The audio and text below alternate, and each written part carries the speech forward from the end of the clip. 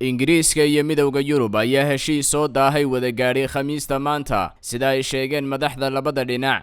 Boris Johnson, ra'iisul wasaaraha Ingiriiska ayaa xusay in midowga Yurub ay la gaadheen wuxuu ku sheegay heshiis weyn oo muhiim ah. Dhanka midowga Yurub, madaxa komishanka Yurub Jean-Claude Juncker iyo madaxweynaha golaha midowga Donald Tusk ayaa tibaaxay in heshiiskan uu yahay mid isku dheelitiran ayna tahay in la dedejiyo meelmarintiisa. xisbiga dhanka waqooyi ee Ingiriiska ee DUP kaasoo taageero xoogan ku haysta gobolka Irishka ayaa isagu qaadacay heshiiskan wuxuuna tilmaamay inaanu taageersanayn.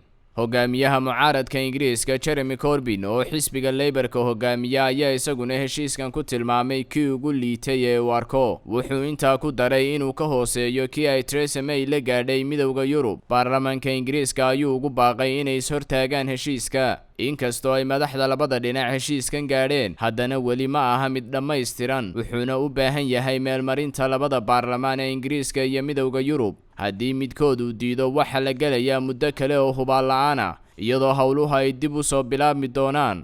Boris Johnson wuxuu baarlamaanka dalkiisa ka codsaday inay taageeraan heshiiskan. Waxa la filayaa in madaxda Yurub uu ka codsado inay diidaan dib u dhigistii ka bixitaanka Ingiriiska ee midowga Yurub ee baarlamaanka dalkiisa ay bishii Sebtembar u codeeyeen. maanta ayay magaalada Brussels shir ku leeyihiin hogaamiyayaasha Yurub waxaana la sugayaa go'aamada ka soo baxa baarlamaanka labada dhinac.